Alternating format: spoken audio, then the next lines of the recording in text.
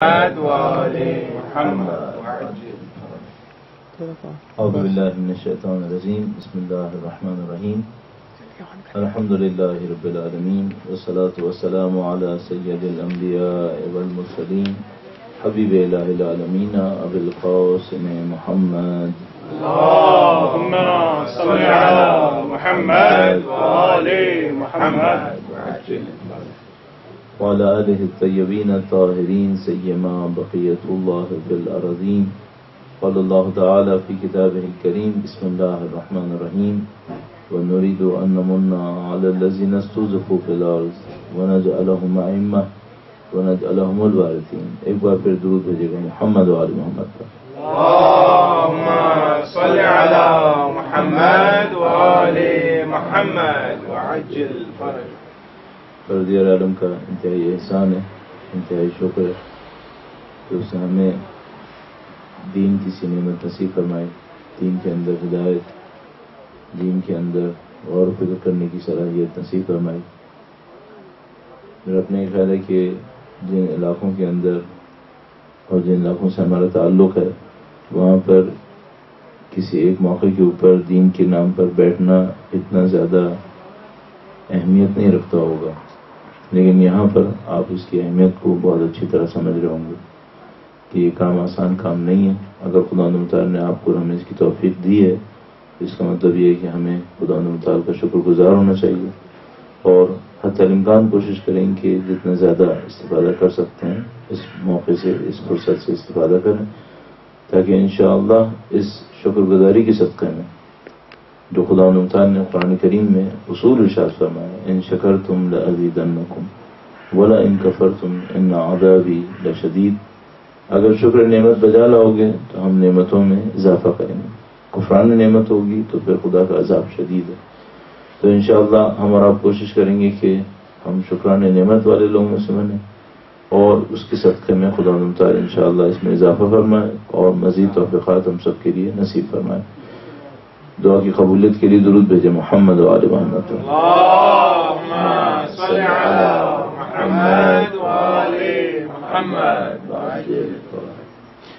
آج کے لیے چونکہ پہلا دن ہے اور آج کا دن مصادف ہے، یا تو 14 رمضان ہے آج یا 15 رمضان ہے، اس روایت کے اختلاف کے تحت جو آپ کے ہاں رائج ہے اس پر. دونوں صورتوں میں امام دوم امام حسن مشتبہ کی ولادت کی تاریخ قریب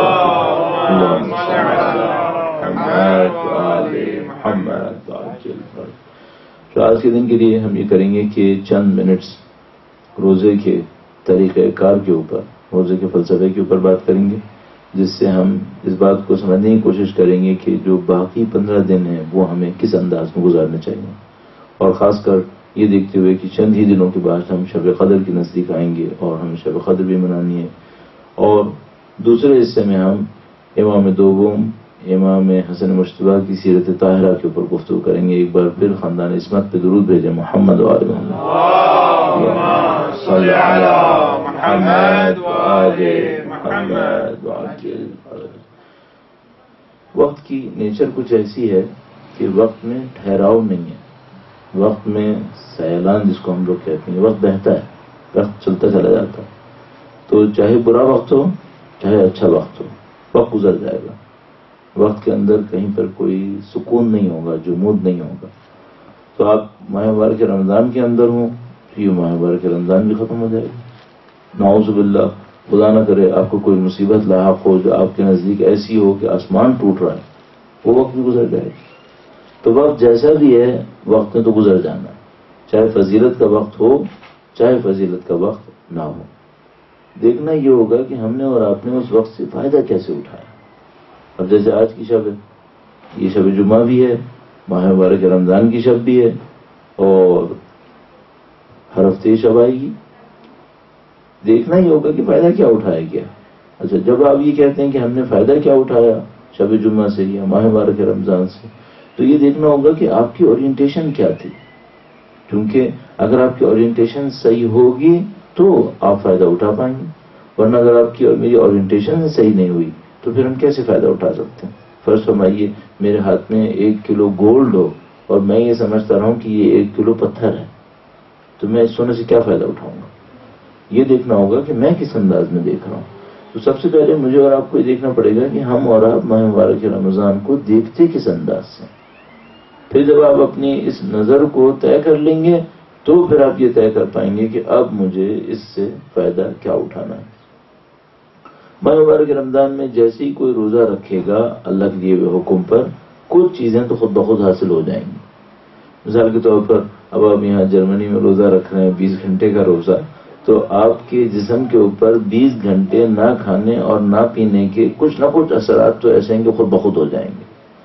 لیکن اس سے زیادہ امپورٹنٹ یہ ہوگا کہ آپ نے جن چیزوں کا ارادہ کیا ہے وہ کیا چیزیں ہیں، یہ تو الٹیمیٹلی ہو جائیں گی. مثلا خدا نہ کرے اگر کوئی ایسے ماحول میں رہ رہا ہو جہاں پالوشن بہت زیادہ ہو تو اس کی صحت پر اس پالوشن کا اثر ہوگا، خواہ نہ خواہ ہوگا. یا اگر آپ کسی ایسی جگہ پہ رہ رہے ہیں جہاں بہت پرفضا مقام ہے، جہاں پہ ہوا بہت خوبصورت ہے، اچھی ہے، تر و تازہ ہے، تو آپ کی صحت کے اوپر اس تر و تازہ ہوا کا کچھ نہ کچھ اثر ہو جائے گا. تو یہ کہ آپ 19 گھنٹے 20 گھنٹے روزہ رکھیں گے، کچھ اثرات اس کے پڑ جائیں گے. لیکن ہمیں اور آپ کو یہ دیکھنا پڑے گا آپ اور میں کیا چاہ رہے ہیں. تو میں روزے کے معاملے کو 2 حصوں میں تقسیم کروں گا. روزے کی کچھ وہ مسائل ہوں گے، کچھ وہ اثرات ہوں گے کہ جو جسم کے اوپر ڈل رہے ہوں گے، اور ظاہر کچھ ایسے ہوں گے کہ جن کا تعلق اس کی روح سے ہوگا، روزے کی عبادت کو دیکھتے ہوئے، اس کی بندگی کو دیکھتے ہوئے. تو جو جسم پہ اثرات ہوں گے وہ میں نے آپ کی خدمت میں عرض کیا، کچھ تو ایسے ہوں گے جو 20 گھنٹے روزہ رکھنے کی وجہ سے خود بخود ہوں گے. لیکن سوال یہ ہے کہ جو باقی 4-5 گھنٹے ہیں ان میں کیا ہوگا، ان میں کیا ہوگا. تو اس کو آپ اپنے طور پر کسی نہ کسی طریقے سے دیکھ سکیں گے. جو میں ابھی تک معمولاً پاکستان میں دیکھ پاتا ہوں اور دوسرے ملکوں میں بھی، پتہ نہیں کیوں، آپ بھی اس کو نوٹ فرمائیے گا، میں نے دیکھا ہے کہ کچھ بھی کر لو، روزہ 20 گھنٹے کا رکھو یا 18 گھنٹے کا رکھو، وزن کم نہیں ہوتا. میں تو کم سے کم یہ دیکھ پایا ہوں 20 گھنٹے کے روزے رکھ رہے ہیں لیکن وزن کم نہیں ہوتا ہے. اور پاکستان میں جہاں سے میں ابھی آ رہا ہوں انتہائی شدید گرمی کے اندر لوگ 16-17 گھنٹے کا روزہ رکھ رہے ہیں، جو ایک کارنامہ ہے، کمال ہے، لیکن وزن کم نہیں ہوتا. تو مجھے ایک بات سمجھ میں آئی، وہ یہ کہ اگر کوئی فزیکلی یہ سمجھ رہا ہے کہ روزہ رکھنے سے میں کمزور پڑ جاؤں گا، یہ تو میرے خیال میں نہیں ہوگا. روزہ رکھنے سے کوئی کمزور نہیں پڑے گا، تو اس سے کوئی فرق نہیں پڑے گا آپ کے اوپر، اس سے آپ مطمئن رہیے گا. اس سے فزیکل کوئی امپیکٹ اس ٹائپ کا آپ کے اور ہمارے اوپر نہیں آئے گا. درود دیجیے گا محمد علیہ محمد.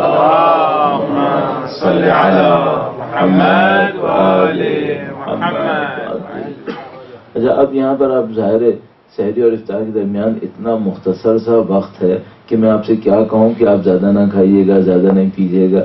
آپ مجھ سے یہ کہیں گے کہ مولانا اگر 4.5 گھنٹے بھی ہم کھاتے رہیں تب بھی ہم زیادہ نہیں کھا پائیں گے. وہ آپ خود بیلنس کر لیجیے گا کہ کس طرح سے آپ نے زندگی گزارنی ہے، یہاں کے انوائرمنٹ کی جو ریکوائرمنٹس ہیں وہ کیا ہیں، اور آپ کی فزیکل نیڈز کیا کیا ہیں.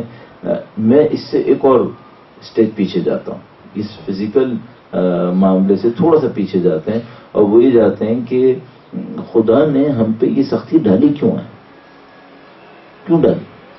بھائی دیکھیے، جیسے میں نے آپ سے یہ کہا نا کسی کا وزن کم نہیں ہوگا، اس کا مطلب ہے آپ کی انٹیک پہ کوئی اثر نہیں پڑ رہا، انٹیک پہ کوئی اثر نہیں پڑ رہا. یعنی مثلا کوئی یہ سوچے خدا متعال نے یہ جو ماہ مبارک رمضان کے روزے رکھے، اس میں اگر 1 ارب 20 کروڑ انسان روزے رکھ لیں تو انسان کے کھانے پینے کی جو اشیاء ہیں وہ خود بخود دنیا میں زیادہ ہو جائیں گی. نہیں، کچھ زیادہ نہیں ہو رہی بلکہ شاید کمی ہو جائیں گی، کیونکہ انسان وہ 20 گھنٹے کا بدلہ جو 4 گھنٹے میں اتارتا ہے تو معاملہ اور خراب کر دیتا ہے.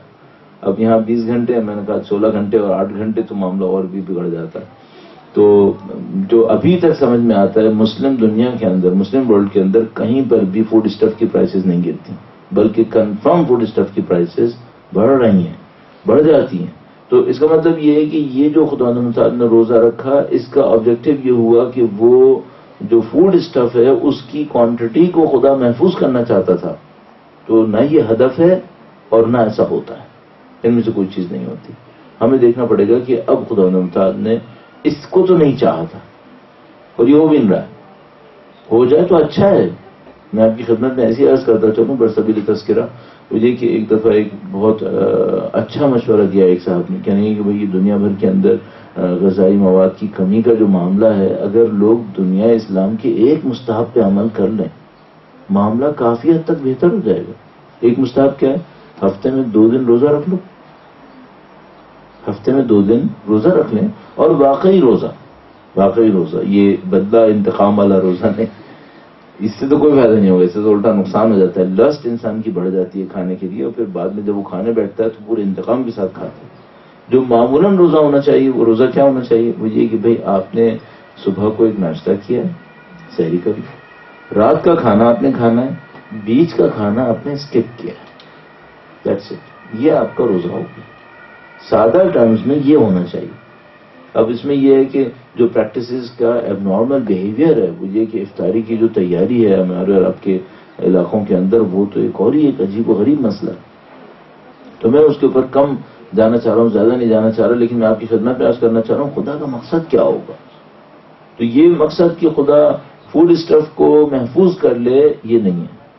اور میں نے عرض کیا بیچ میں مشورے کے طور پہ کسی نے کہا کہ اگر 2 دن واقعاً روزہ رکھا جائے تو پوری دنیا کے اوپر بہت اچھا اثر پڑ سکتا ہے، بہت اچھا اثر پڑ سکتا ہے۔ بلکہ اس میں بہت سارے ٹیسٹ ہوئے ہوئے ہیں، بہت ساری جو ایکسپیریمنٹس ہوئے ہوئے ہیں، سرویز وغیرہ ہوئے ہوئے ہیں، وہ یہ کہ اگر واقعاً صرف اتنا کرے انسان کہ ہفتے میں 1 دن فروٹ کا دن رکھ لے، ہفتے میں 1 دن فروٹ کا دن رکھ لے، اس سے بھی بہت بہتری آئے گی۔ 24 گھنٹے سے فروٹ لے تو اس سے بھی آپ کے اوپر بہت زیادہ اچھا اثر پڑنے لگتا ہے۔ تو بہرحال یہ تو معاملہ جسم کا تھا، اصل معاملہ کہاں پر ہے؟ یوں لگتا ہے جیسے اصل معاملہ جسم کا نہیں ہے، اصل معاملہ کس چیز کا ہے؟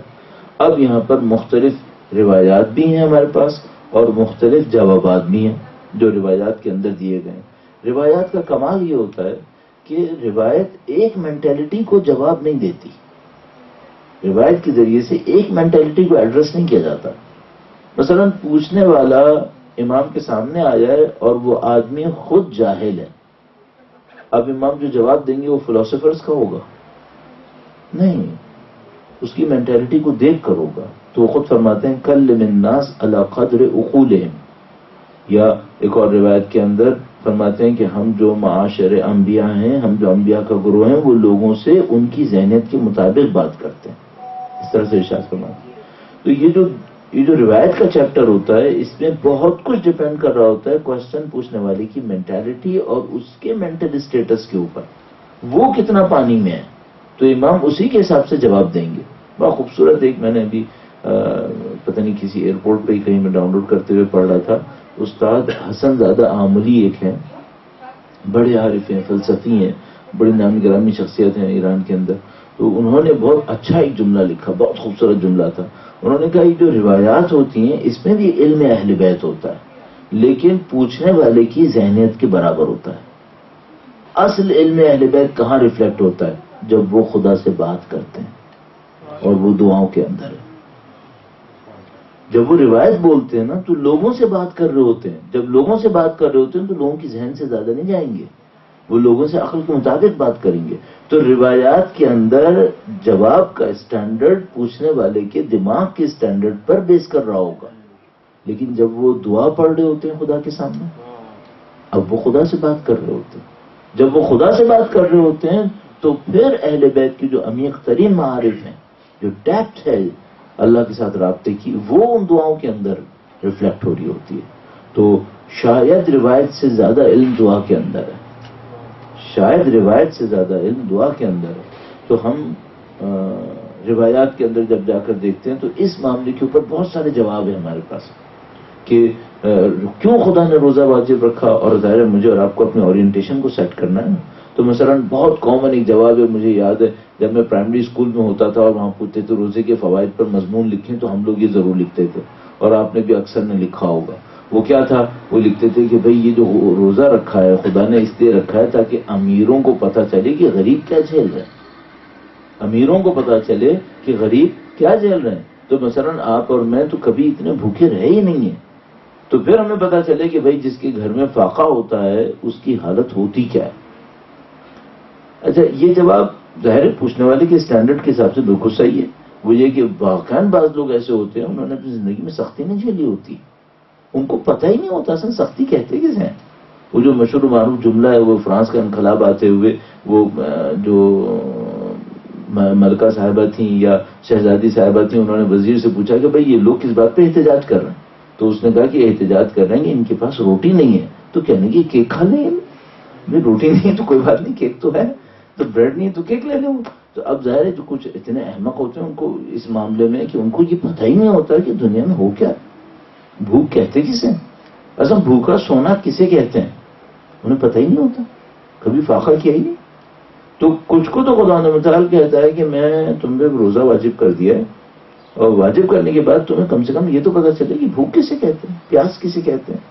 اچھا یہ جو بھوک اور پیاس ہے اس کے پیچھے ایک اور بہت بڑی چیز ہوتی ہے جو آپ کی عام زندگی میں ہر وقت آپ کو مل رہا ہوتا ہے، جب وہ 16 گھنٹے 20 گھنٹے نہیں ملتا اس کی اہمیت نظر آنے لگتی ہے، تڑپ ہونے لگتی ہے اس کی۔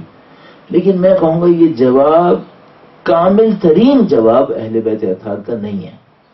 یہ لوگوں کی فکر و شعور کے حساب سے تو اچھا ہے، انہوں نے اسی کے حساب سے جواب بھی دیا ہے، لیکن اہل بیت اطہار علیہ السلام نے اس سے بہت اعلیٰ پائے کے جواب بھی دیے ہیں۔ کیوں؟ اس میں کیا پرابلم ہے؟ اس میں بہت سادہ سی پرابلم ہے۔ بھئی اگر روزہ اس لیے رکھا گیا ہے کہ امیر کو یہ پتہ چلے کہ غریب پہ کیا بیت رہی ہے، تو جو غریب بیچارہ پہلے ہی 3 دن کا فاقہ کرتا ہے وہ تو ایک اور مشکل میں پھنس گیا۔ پہلے تو غریب یہ کر لیتا تھا کہ جب کھانا مل گیا کہیں سے بھی وہ کھا لیا، اب تو اس سے بھی گیا بیچارہ، اب تو اسپیسیفک افطار اور شہر کے درمیان ملنا چاہیے ورنہ تو گیا وہ۔ تو ہمیں لگتا ہے یہ جواب کامل ترین جواب نہیں ہونا چاہیے۔ پھر ایک اور مسئلہ ہے وہ یہ کہ جب زمین کے اوپر امامت کا عدل نافذ ہو جائے گا انشاءاللہ، جب وقت کے امام تشریف لے آئیں گے، ان کی ذات پہ درود بھیجے گا محمد و آل محمد۔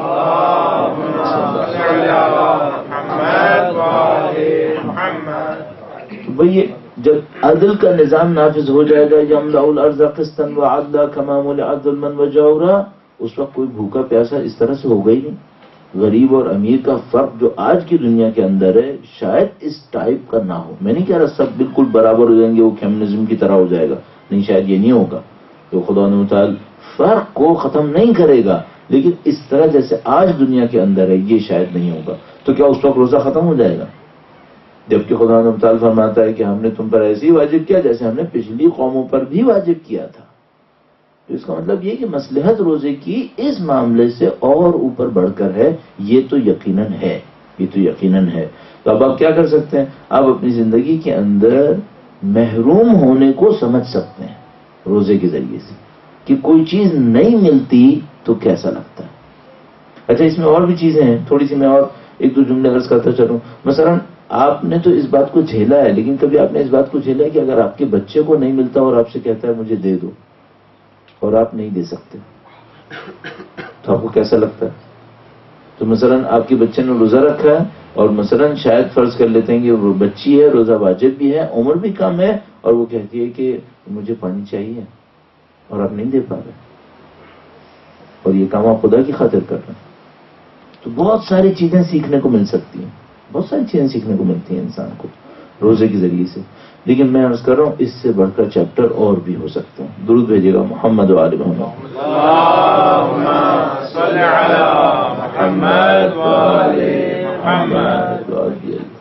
اچھا ہم ہر روز وقت کی محدودیت کا شکوہ نہیں کریں گے کہ چونکہ وقت کم ہے تو ہم ہر روز نہیں کہیں گے یہ بات، لیکن آپ سب کو اور ہم سب کو پتہ ہے کہ وقت واقعا بہت کم ہے، بہت لمیٹڈ ہے، تو میں تھوڑی سی اسپیڈ بھی زیادہ رکھوں گا، اور میں کوشش کروں گا کہ جس طرح سے ہم معمولاً خطابت میں کرتے ہیں کہ تھوڑا سا پاز دے دیتے ہیں تاکہ لوگ ذرا سوچ لیں اور یہ سب کام کر لیں، میں وہ کام نہیں کروں گا کیونکہ ظاہر ہے کہ وقت تھوڑا سا کم ہے۔ تو موضوع کو بڑھاتے ہیں، تو خدا تعالیٰ نے روزہ کیوں رکھا ہے؟ ایک بات ہوئی کہ غریب امیر کا فرق سمجھ میں آئے، تو انہوں نے کہا وہ بہت زیادہ معاملہ شاید اس طرح سے نہیں ہوگا۔ دوسرا معاملہ یہ تھا کہ بھئی کھانے پینے کی اشیاء ذرا بڑھ جائیں گی، تو ایسا ہرگز ہوتا بھی نہیں ہے، خدا نے کیا بھی نہیں ہوگا۔ اصل معاملہ کیا سمجھ میں آتا ہے؟ اصل معاملہ جو مجھے سمجھ میں آتا ہے میں آپ کی خدمت میں عرض کرنے کی کوشش کر رہا ہوں مجھے، اور یہ روایات کے اندر بہت ریفلیکٹ ہوا ہے، بہت زیادہ ریفلیکٹ ہوا ہے۔ وہ کیا ہے؟ تھوڑا سا دیکھ لیتے ہیں، یہ جو خدا کا نظام ہے جس میں ہمیں بھیجا گیا اس دنیا کے اندر، ہم اللہ کی مخلوق ہونے کے ناطے یہاں پر آئے، ہمارے جیتنے اور ہمارے ہارنے میں کی نوٹ کہاں پر ہے؟ یہ بہت بنیادی سوال ہے آپ اس کے اوپر جتنا وقت لگا لیں بہت اچھا ہے. نمبر 1 آپ کیوں پیدا کیے گئے, آپ یہاں کیوں بھیجے گئے.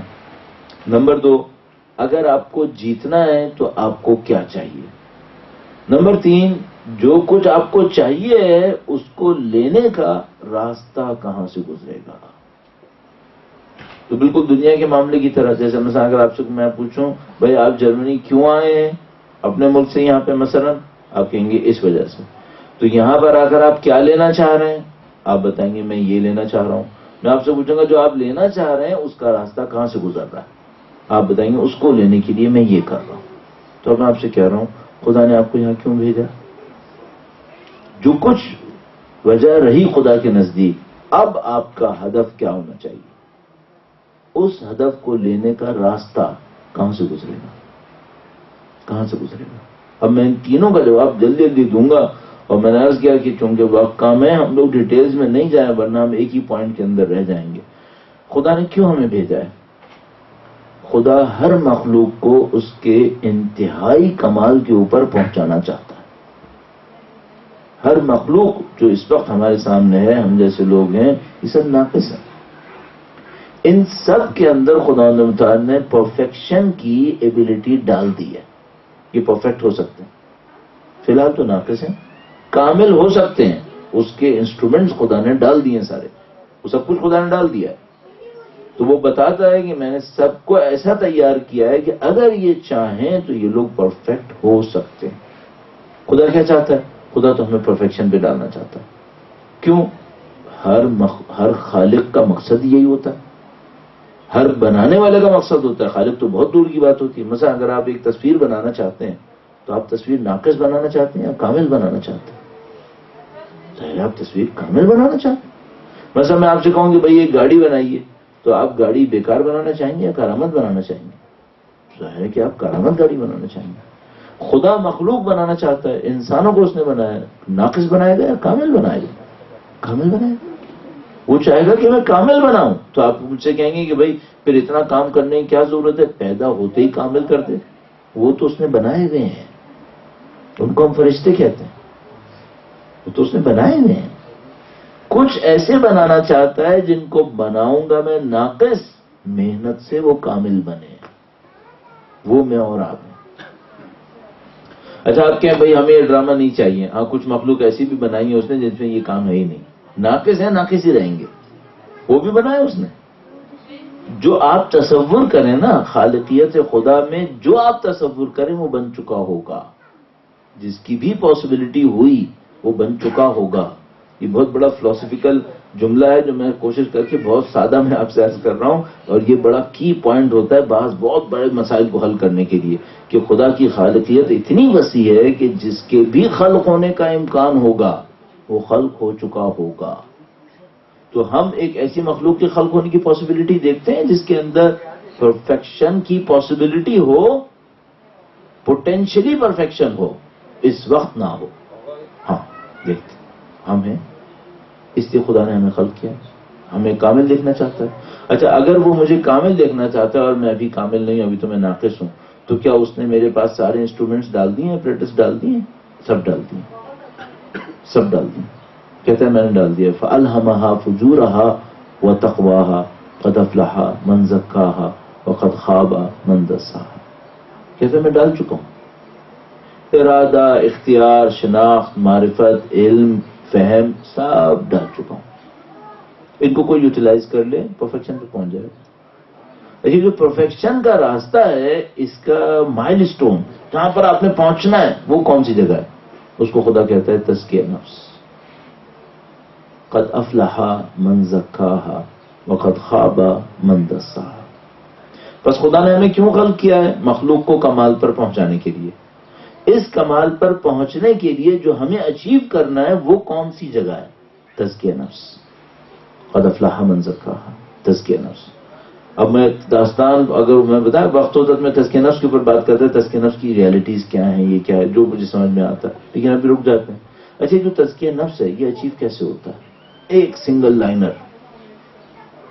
خدا نے مجھے کمال کے لیے بھیجا ہے, کمال کے لیے مجھے تزکیہ نفس کرنا ہے. یہ جو تزکیہ نفس ہے سنگل لائن کے اندر, یہ حاصل کیسے ہوتا ہے؟ کی پوائنٹ کہاں پر ہے؟ وہ کی پوائنٹ ہے کنٹرول. جس کے اندر کنٹرول ہوگا وہ تزکیہ نفس کرے گا. جس کے اندر کنٹرول نہیں ہوگا اس کا تزکیہ نفس سے کوئی تعلق نہیں ہوگا. اچھا، نماز پڑھتا رہے تزکیہ نفس ہو جائے گا اگر کنٹرول آیا تو ہوگا، ورنہ نہیں ہوگا. روزہ رکھتا رہے، حج کرتا رہے، زکوٰۃ، خمس، جہاد سب کرتا رہے، تزکیہ نفس ہو جائے گا؟ بالکل ہو جائے گا اگر ان سب کے ساتھ کنٹرول ہوا، ورنہ یہ سب بھی کرے گا. صلی علی محمد وآل محمد. یہ سب بھی کرے گا، تزکیہ نفس نہیں ہوگا. اچھا، ہوتا ہے کیا ایسا؟ بہت ہوتا ہے. اتنے حج کر رہے ہیں، اتنے روزے رکھ رہے ہیں، اتنے نماز پڑھ رہے ہیں، ان سب کا تزکیہ نفس ہو گیا؟ نہیں. کیوں نہیں ہوا ہے؟ انہوں نے کنٹرول پہ محنت نہیں کی. اچھا، اب یہاں سے آپ کو اور مجھے ماہ مبارک رمضان اور روزوں کا جو کی ایلیمنٹ ہے امپورٹنس کا، وہ سمجھ میں آتا ہے. وہ کیا ہے؟ کنٹرول. آپ نے اگر اس پہ محنت کر لی تو میں گارنٹی سے کہہ رہا ہوں آپ کے تزکیہ نفس کا آدھے سے زیادہ معاملہ ختم ہو گیا. اس پہ محنت کرنا، کنٹرول. اچھا، مجھے تعجب اس بات پر ہے، اور یہ ظاہر یہ تعجب اہل بیت اطہار علیہ السلام کے فرامین نے ہمیں بتایا، وہ یہ کہ انسان دنیا کی پتہ نہیں اس سے کہیں چھوٹی مصلحتوں کی خاطر کنٹرول کر لیتا ہے، تزکیہ نفس کے لیے نہیں کرتا. مثلا اگر کسی کو شوگر کی بیماری ہوتی ہے تو شوگر کے لیے کنٹرول کرتا ہے یا نہیں کرتا؟ بالکل کرتا. ٹریفک ڈرائیونگ کے دوران وائلنس اور پتہ نہیں اس کے فائن سے بچنے کے لیے کنٹرول کرتا ہے یا نہیں کرتا؟ کتنا دل چاہتا ہے روڈ کھالی ہے بھگاؤں، لیکن کنٹرول کرتا ہے. ساری جگہوں پہ کنٹرول کر رہا ہوتا ہے، صرف خدا کی خاطر تزکیہ نفس کے لیے کنٹرول نہیں کرتا. یہاں پہ کیوں شکست کھاتا؟ اورینٹیشن کلیئر نہیں ہے. یہ جو خدا نے ہمیں اور آپ کو ماہ مبارک رمضان دیا جس کے آدھا کے قریب وقت گزر چکا ہے، یا شاید آدھے سے زیادہ بھی گزر چکا ہے، دو روایت کے تحت، یہ کنٹرول کے لیے تھا. یہ کنٹرول کے لیے تھا. خدا نے تو اس لیے دیا تھا، بدقسمتی سے اگر اورینٹیشن نہیں ہوئی تو کیا ہوگا؟ میں نے کہا وقت طبیعت کے اندر تو بہنا ہے، بہ جائے گا، چلا جائے گا. آپ بھی دیکھیں آپ نے کیا کیا. تو ایسا محترم 15 دن گزر گئے، 14 دن گزر گئے، باقی 14-15 دن یہ بھی گزر جائیں گے. جو آپ کو اچیو کرنا ہے وہ کیا کرنا ہے؟ کنٹرول. اب آپ یہ بتائیں اس پر آپ کی اچیومنٹ کیا رہی ہے؟ روزے کے نمبر تو میں نے اور آپ نے پرفیکٹلی پورے کر لیے، 14 واجب تھے، 14 تو رکھ لیے، فرض کر لیتے ہیں. لیکن کنٹرول میں کیا ہوا اس میں؟ اچھا، آپ یہ کہیں گے کہ بھائی میں نے ماہ مبارک رمضان کے اندر کوئی وائلیشن ماہ رمضان کا نہیں کیا، روزے کا نہیں کیا. اچھا، کنٹرول میں مشکل یہ ہے کہ کنٹرول میں ظاہری طور پر وائلیشن نہ کرنا بعض اوقات کنٹرول نہیں دیتا، اورینٹیشن کا ہونا کنٹرول دیتا ہے. اورینٹیشن کا ہونا، مثال کے طور پر 20 گھنٹے کے لیے میں نے چینی نہیں کھائی تو اس کا مطلب یہ کہ اب میری شوگر بیماری ختم ہو گئی ہے. آپ جب رکھیں گے تب پتہ چلے گا. کنٹرول یہ کہ نہیں کیا، ابھی یہ سمجھ میں نہیں آئے گا. کنٹرول اس وقت سمجھ میں آئے گا جب پاسبلٹی دوبارہ آئے گی. کنٹرول وہاں پہ دیکھنا ہے. نہ ہونا پاسبلٹی کا یہ کنٹرول کو ثابت نہیں کرتا ہے، پاسبلٹی کا ہونا کنٹرول کو ثابت کرتا ہے. تو اب مجھے اور آپ کو کیا کرنا پڑے گا؟ چھوٹی چھوٹی چیزوں میں کنٹرول کرنا سیکھیں. مثلا کن کن چیزوں میں، اور ماہ مبارک رمضان یہ کیسے کرواتا ہے؟ دیکھیے، ایک اور کی نوٹ آپ کی جملہ آپ کی خدمت میں عرض کرنے کی کوشش کروں. یہ وہ چیزیں جو مجھے اپنے چھوٹے موٹے تجربوں سے سمجھ میں آئیں کہ ہاں یہ کی پوائنٹ ہے. مثلا کی پوائنٹ کیا؟ خدا نے جو مجھے کنٹرول کروانا تھا وہ صرف کھانے پینے کا تھا؟ نہیں. اور کن کن چیزوں کا کنٹرول کروانا تھا؟ تو روایت میں ہمارے پاس موجود ہے کہ بھئی روزہ صرف کھانے پینے کا نہیں ہوتا، بلکہ ابھی کچھ دن پہلے ایک کارٹون آیا کہ ایک پیٹ کے اوپر آنکھیں بنی ہوئی ہیں اور وہ کہہ رہا ہے کہ تم نے باقی چیزوں کا تو کسی پہ کنٹرول نہیں کرتے، میرا ہی کیوں روزہ رکھے جا رہے ہو؟ باقی ساری چیزیں تو جو اپنی مرضی چاہ رہی ہیں وہی کر رہی ہیں، میرے اوپر کیوں ستم کیا ہوا ہے سارا؟ تو کنٹرول کس کس چیز کا کرنا تھا؟ وہ روایت کہتی ہے کہ ہاتھ، پاؤں، آنکھ، کان سب کا کنٹرول کرنا تھا۔ اچھا بھائی، ہاتھ، پاؤں، آنکھ، کان سب کا کنٹرول ہونا ہے، لیکن روزے میں تو جو مین ایلیمنٹ ہے وہ کھانا اور پینا ہے، باقی پہ تو ہر روز ہے۔ مثلا نامحرم کو غلط نظر سے دیکھنا ماہ مبارک کے رمضان میں بھی حرام ہے، عام دنوں میں بھی حرام ہے۔ تو ماہ مبارک کے رمضان کا فنکشن اس میں کیا ہے؟ پھر میں کسی کی غیبت نہ کروں، عام دنوں میں جائز ہے کیا؟ نہیں۔ ماہ مبارک کے رمضان کا پھر کیا فنکشن ہے؟ یہاں پہ ایک فنکشن ہے، وہ کیا ہے؟ کنٹرول میں ایک بڑی عجیب چیز ہے۔ اب یہ میں نے BBC کی ویب سائٹ کے اوپر دیکھا تھا ایک اسٹڈی کے تحت، تو اس نے کہا کہ بھائی یہ لوگ جو ڈائٹ کرتے ہیں یہ لوگ کنٹرول نہیں کر پاتے بعض لوگ، تو وہ مثلا وہ ایک ایکسپرٹ نے اوپینین دی کہ بھئی یہ جو کنٹرول ہوتا ہے اس کو آپ کو انکریز کرنا ہوتا ہے آہستہ آہستہ۔ وہ کیسے؟ عجیب مثال دی اس نے، میں اسی لیے تھوڑا سا سیدھا ہو کے بیٹھ گیا، مائک سے نیچے ہے لیکن اس کے باوجود وہ اس نے کہا کہ اگر آپ کنٹرول صرف اتنا ہی کرنا شروع کر دیں نا کہ آپ سیدھے ہو کے بیٹھیں گے اور یوں کر کے نہیں بیٹھیں گے، یہ دیکھیں آپ کی جو بیک بون ہے اس میں سیدھا رکھنا ہے آپ نے یا یوں کر کے بیٹھنا ہے، کہ اگر آپ نے یہی کنٹرول کر لیا نا تو اور بھی بہت ساری جگہوں پہ کنٹرول بہتر ہو جائے گا۔ کنٹرول میں کیا کوالٹی ہے؟ ایک جگہ کا کنٹرول بہت ساری جگہوں پہ کنٹرول کرنے میں مدد دیتا ہے، یہ کنٹرول کی کوالٹی ہے۔ اب آپ ماہ مبارک کے رمضان پر آئیں، خدا نے کہا آنکھوں کا بھی روزہ رکھو، کان کا بھی رکھو، ذہن کا بھی رکھو، سوچنے کا بھی روزہ رکھو، صحیح ہے، لیکن جو اصلی روزہ رکھوایا وہ کس کا رکھوایا؟ کھانے پینے کا۔ کیوں؟ وہ یہ کہتا ہے تم میری خاطر بھوک اور پیاس پہ کنٹرول کر لو نا، باقی گناہوں پہ کنٹرول کی کوالٹی میں دے دوں گا، میری خاطر یہ صحیح کر لو۔ اگر بھوک اور پیاس پر بندگی کی وجہ سے کنٹرول کر لو، باقی میں کنٹرول کی صلاحیت میں تمہیں دے دوں گا۔ اچھا اب مشکل یہاں پر کیا ہے؟ آپ کہیں گے بھائی سب بھوک و پیاس کون اوائڈ کر رہا ہے؟ سب بھوک و پیاس کر رہے ہیں۔ مثلا ہمارے ایک استاد تھے، وہ کہتے تھے یہ جو انسان روزہ نہیں رکھنا چاہتا نا وہ ٹوائلٹ میں جا کے بھی پانی پی لے گا، وہ کہیں نہ کہیں پانی پی لے گا، اس کا کوئی مسئلہ نہیں ہے۔ تو بھئی ہم نے تو سب نے روزہ رکھ لیا الحمدللہ رب العالمین، بلکہ ملینز آف مسلمز نے رکھا ہوا ہے، تو یہ سب الحمدللہ سب کو کنٹرول مل گیا؟ نہیں ملا۔ کیوں؟ یہ دیکھنا پڑے گا کہ یہ لوگ جو بھوک اور پیاس برداشت کر رہے ہوتے ہیں اس میں کتنا مجبوری کا عنصر ہوتا ہے، کتنا خدا کی محبت ہوتی ہے۔ محبت میں کر رہے ہوتے ہیں یا حکم کے اوپر صبر کر رہے ہوتے ہیں؟ بندگی ہوتی ہے یا جہنم سے بچنے کا ایک ذریعہ ہوتا ہے؟ یعنی ایک دفعہ یہ ہوتا ہے میں کہتا ہوں خدایا تو نے کہا ہے نا کہ نہیں رکھے، تیری محبت سب سے بڑھ کر ہے۔ ایک دفعہ میں کہتا ہوں اگر نہیں رکھوں گا تو جہنم میں جانا پڑے گا، کون سا ایلیمنٹ زیادہ ہے؟ اچھا ایک اور ایلیمنٹ بھی ہے، وہ کیا؟ سب رکھ رہے ہیں میں بھی رکھ رہا ہوں، سب رکھ رہے ہیں، میرے بابا نے بھی رکھا ہے، میرے دادا نے بھی رکھا ہے، میں نے اپنی ماں کو بغیر روزے کے نہیں دیکھا، میں بھی رکھ رہا ہوں۔ ایک جنرل پریکٹس سب کر رہے ہیں میں بھی کر رہا ہوں، ختم ہو گیا معاملہ۔ لوگ کیا کہیں گے اگر میں نہیں رکھوں گا تو؟ ان پہ کنٹرول نصیب نہیں ہوتا، ان پہ کنٹرول نصیب نہیں ہوتا۔ کنٹرول کب نصیب ہوتا ہے؟ کنٹرول اس وقت نصیب ہوتا ہے جب آپ کنٹرول بھی کریں اور خوش بھی رہیں۔ ایک دفعہ ہوتا ہے میں کنٹرول کرتا ہوں اور بار بار سوچ رہا ہوتا ہوں پتہ نہیں کیوں واجب کیا خدا نے، پتہ نہیں کیوں مجھے 20 گھنٹے پیاسا رکھ کے کیا ملا۔ ایک دفعہ اس پہ کنٹرول نصیب ہوگا کیا؟ نہیں ہوگا، اس طرح کنٹرول نہیں ہوگا۔ کنٹرول کس پہ ہوگا؟ وہ میں خدا ہے، میں تیرا بندہ ہوں، میں تو کچھ ہو ہی نہیں اصلا، تو ہے، تیرا حکم ہے، میں کون؟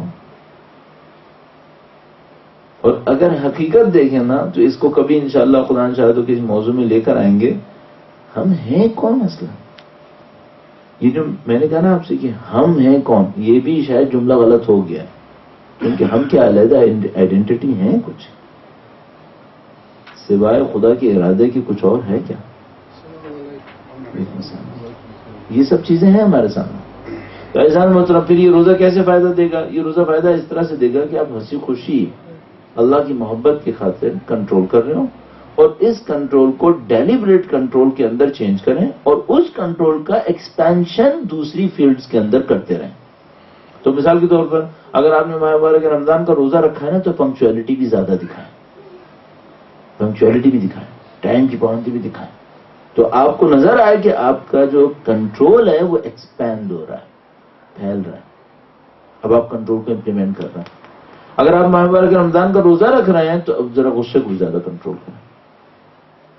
تو ہمارے دوست احباب کہتے ہیں کہ پشاور میں تو ماہ مبارک رمضان میں ڈرائیونگ کرنا بہت ہی خطرناک کام ہے, اور مسائل بہت زیادہ ہیں. جو ہمارے پاکستانی دوست ہیں پشاور کو سمجھتے ہیں وہاں پہ کیا مسائل ہے. کنٹرول کرنے سے ہی آپ کنٹرول کو بڑھائیں اپنے. اچھا چلیے میں بالکل آخری نوٹ کے طور پر ڈالتا ہوں, ماہ مبارک رمضان کے اندر گھر کی فضا زیادہ بہتر نہیں ہو جانی چاہیے. سب کنٹرول کر رہے ہیں تو گھر کے حالات زیادہ بہتر ہو جانے چاہیے. اس طرح کنٹرول کو امپلیمنٹ کریں. اچھا اگر آپ اس کنٹرول کو امپلیمنٹ کرنے لگے تو کیا ہوگا؟ آپ اپنے اندر ایک اتنی اچھی فیلنگ نوٹ کریں گے کہ میں وہ انسان ہوں جس کو چیزیں ہلا نہیں پا رہی, میں اپنی ڈیسٹنی کا مالک ہوں, میں کنٹرول کرنا جانتا ہوں. جو لوگ ویٹ لاس پہ کام کرتے ہیں نا, ان کو جب وہ ویٹ کم کر رہے ہوتے ہیں تو ایک بڑی زبردست فیلنگ آ رہی ہوتی ہے. کیا فیلنگ آ رہی ہوتی ہے؟ ہم اپنے جسم کے مالک ہیں, کنٹرول ہمارے ہاتھ میں ہے. اگر سوچیں کسی کے پاس روح کا کنٹرول ہو, پھر مائی لارڈ کیا فیلنگ ہوگی اس کی. جیسے انسان جسم کے چند کلو وزن کو گراتا ہے نا, تو وہ جسم کے کنٹرول کی فیلنگ پر اپنے آپ کو پاورفل فیل کرتا ہے. اور اگر کوئی روح کو کنٹرول کرنا جان چکا ہو, مزے کی بات ہے کہ جسم کے اوپر کنٹرول کرنے سے کچھ امپیکٹ نہیں ہوتا, لیکن اگر کوئی روح پہ کنٹرول کرنا جانتا ہو تو خدا پوری کائنات کو اس کے سامنے ہلا بھی دیتا. یہ تمہارے لیے ہو گیا. سخر لکم ما فی السماوات والارض, جو کچھ زمین و آسمان میں تمہارے لیے تسخیر کیا آپ کے لیے ہلا دیتا. تو اس کے اوپر محنت کرنا چاہیے. کنٹرول کیسے بڑھے؟ کنٹرول بڑھے اور کنٹرول ایکسپینڈ بھی ہو, دوسری فیلڈز کے اندر بھی کنٹرول سرایت کرتا چلا جائے. اور پھر آپ اچھا اس سے ایک اور دنیا میں کیا فائدہ ہوگا؟ دنیا میں ایک عجیب و غریب فائدہ ہوگا. میں جو بات نوٹ کر پایا, لوگ اس آدمی کا ایکسٹرا آرڈنری احترام کرتے ہیں جس کے اندر کنٹرول زیادہ ہوتا ہے.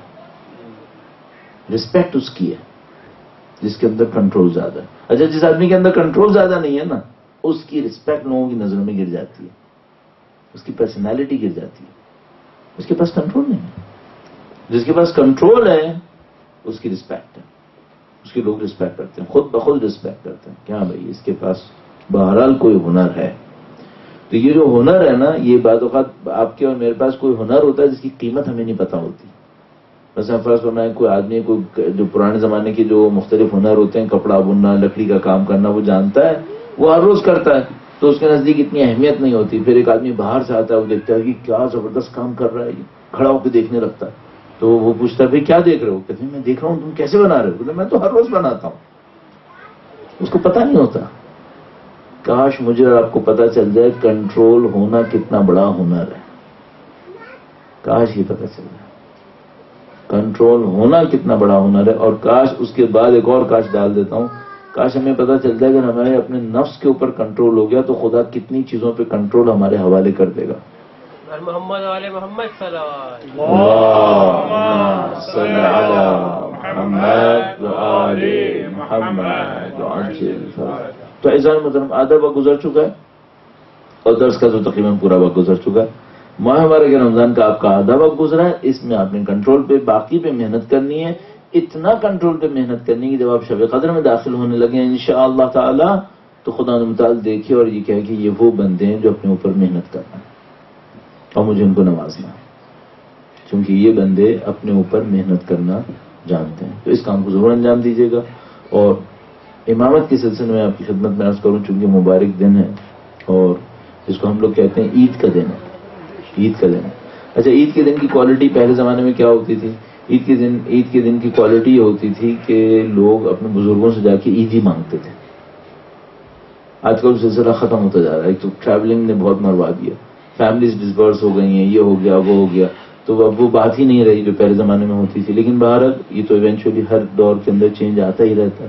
لیکن ایک بات مجھے سمجھ میں آتی ہے, اگر یہ عید ہے اور مجھے عیدی مل سکتی ہے تو میں مانگوں کیوں نہیں؟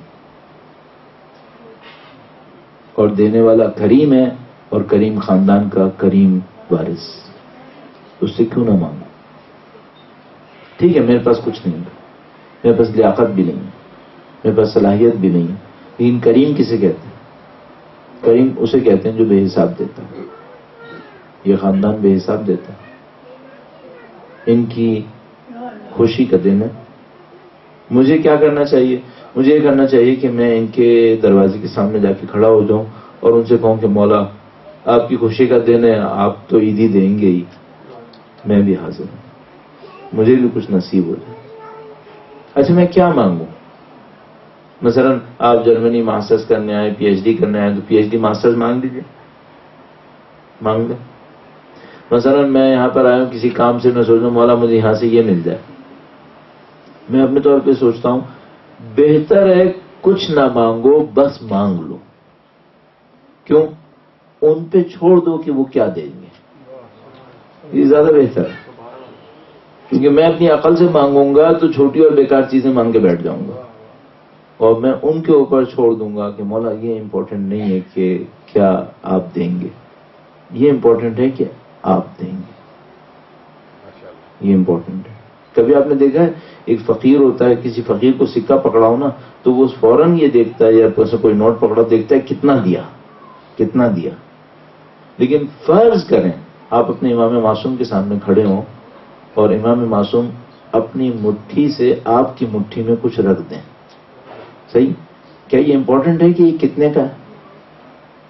کیا اس کی کوئی امپورٹنس ہے؟ پتھر بھی ہو تو سونا سے زیادہ قیمتی, ان کے ہاتھ سے آیا ہے. اس کی کیا قیمت ہے کہ وہ کتنے کا ہے؟ قیمت یہ ہے کہ نسبت اس کی ان سے ہے, یہ قیمت ہے. اگر آپ کو سید الشہداء کے روضے مبارک سے امام کے وجود کی طرف سے کنکر تحفے میں ملے تو کیا یہ امپورٹنٹ ہے کہ اس کنکر کی قیمت کتنی ہے؟ امپورٹنٹ یہ کہ ان کے دروازے سے. تو آپ ان سے مانگیں, عید کا موقع ہے. اپنی تمام تر زندگی کو سوچتے ہوئے ان سے طلب کریں کہ مولا مانگوں گا تو غلط ہو جائے گا کہ کیا چاہیے, آپ کے اوپر چھوڑوں گا کہ جو آپ دینا چاہیں وہ نصیب فرمائیے. اور آخر میں بالکل وقت بالکل اختتام پر ہے, ایک بڑا واقعہ ہے نسبتاً, اس کو چھوٹا میں کرتا ہوں. امام مدینے میں تشریف فرما تھے, مولا چھٹے سرکار مدینے میں تشریف فرما تھے, تو وہ درس دینے جایا کرتے تھے. تو ایک آدمی ان کے جانور کی رکاب پکڑ کے چلا کرتا تھا, رکاب پکڑ کے چلا کرتا تھا. تو اس آدمی کے پاس, جو خادم تھا, نوکر تھا, ایک آدمی آیا اور اس نے کہا کہ دیکھو تم غلام ہو, تمہارے پاس پیسہ نہیں ہوگا, میں نیشا پور کا تاجر ہوں. نیشا پور کا تاجر, نیشا پور اس زمانے میں تجارت کا ہب تھا, بالکل ساری ٹریڈ اور ایکٹیویٹیز اس ٹائپ کی وہاں پہ ہوتی ہیں.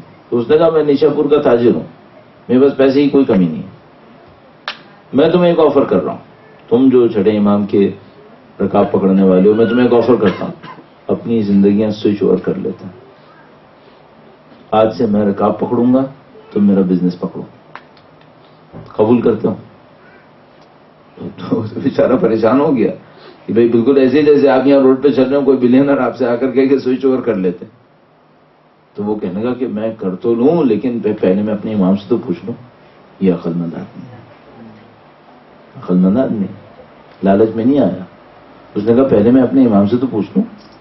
امام کے پاس آیا اور امام سے کہنے لگا کہ مولا اس ٹائپ کی ایک آفر میرے پاس آئی ہے. عجیب ہے, واقعا عجیب ہے. میں روایت دیکھ رہا تھا, احتیاط بھی کرنا چاہ رہا ہوں کہ ظاہر نہیں کہوں امام نے یہ کہا ہے اس طرح سے. امام نے کو اس طرح سے کہا کہ ہم تمہیں بہترین نصیحت کریں گے, بہترین مشورہ دیں گے جو تمہارے حق میں بہترین ہوگا, اس سے مطمئن رہنا. اس نے کہا ٹھیک ہے مولا, میرا عقیدہ ہے آپ کی. امام نے فرمایا کہ یہ بتاؤ, یہ جو نیشا پور کا تاجر ہے اس کی بہت بڑی تجارت ہے. کہا بہت بڑی تجارت. اس کا تجارت کا ایکسپیرینس ہے؟ کہا بہت ایکسپیرینس ہے. فرمایا یہ کبھی گھاٹے کا سودا کرے گا؟ یہ لاس پہ جا کے کوئی ڈیل کرے گا کل؟ نہیں مولا، یہ لاس پہ آ کے ڈیل نہیں کرے گا. کیوں؟ کیونکہ یہ تاجر ہے، یہ ٹریڈر ہے، یہ تو بہت ایکسپیرینس ہے اس کا. تو امام نے فرمایا تو صرف یہ بتاؤ کہ تمہارے پاس کون سی ایسی چیز ہے جو اس کو اپنی تجارت سے زیادہ قیمتی لگ رہی ہے، جو تم سے لینا چاہ رہا ہے. یہ لاس پہ جا کے ڈیل نہیں کرے گا، یہ گین کرے گا. اس کا مطلب ہے تمہارے پاس کوئی چیز ہے، تم وہ چیز دے کر جو اس سے لوگے یہ لاس پہ ڈیل ہوگی. کہنے کا مولا میں سمجھ گیا، میں نہیں کروں گا، میں نہیں کروں گا. کاش ہمیں سمجھ میں آ جائے، کاش ہم یہ مانگنے کے قابل بن جائیں کہ مولا عید کا دینا ہے، آپ نے تحفہ دینا ہے، آپ نے ہدیہ دینا ہے، آپ کریم ہیں، فرزند کریم ہیں، آپ کا خاندان بھی کریم، آپ سخی ہیں، آپ سخی کے فرزند ہیں، آپ کے خاندان میں سخاوت ہے. ہم آپ کے حقیر سے ماننے والے ہیں، دنیا کے مختلف کونوں سے آئے ہوئے یہاں پہ جمع ہو رہے. مولا کاش ایک عیدی آپ سے مل جائے، کاش ایک عیدی مل جائے جو ہماری دنیا میں بھی سرمایہ ہو اور ہماری آخرت میں بھی سرمایہ ہو. اور کوئی ایسی چیز مل جائے جس کو کل میں قیامت کے دن کھڑے ہو کر دکھاؤں اور سب سے کہوں کہ تم سب کے پاس یہ نہیں ہوگا جو میرے پاس ہے. میں نے اپنے امام سے عیدی لی اور وہ عیدی میرے لیے سرمایہ بن جائے. آپ ماہ مبارک رمضان کے اندر روزے سے ہیں، آپ کے نفوس پاکیزہ ہیں، الحمدللہ آپ خدا کی بندگی میں ہیں. اس بندگی کے اندر اگر یہ دعا کریں گے تو امید قوی یہ ہے کہ پروردگار عالم اپنے لطف و کرم سے ان مانگنے والوں کی دعاؤں کو رد نہیں کرے گا.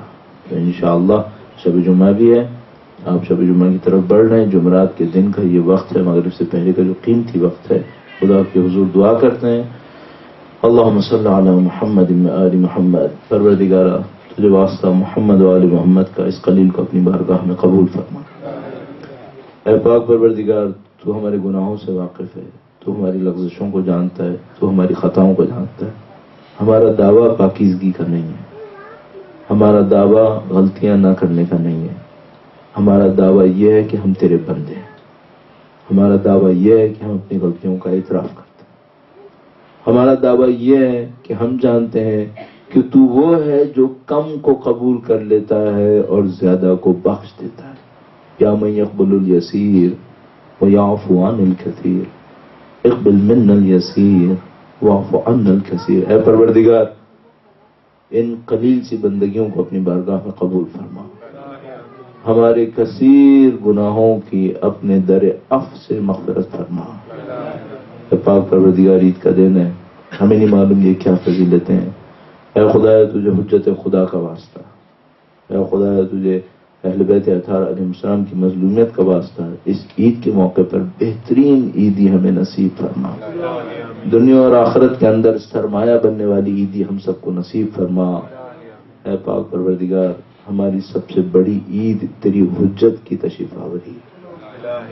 خدایا تجھے امام مجتبیٰ کی مظلومیت کا واسطہ سید و سردار مولا اور آقا امام آخر الزماں کے ظہور میں تعجیل فرما. ہمیں ہماری اولادوں کو ان کی جانثاروں میں قرار فرما. ہماری زندگیوں کا اختتام ان کی نصرت کی راہ میں شہادت قرار فرما. ربنا تقبل منا انك انت السميع العليم بجاه محمد وآله الطاهرين. اللهم صل على محمد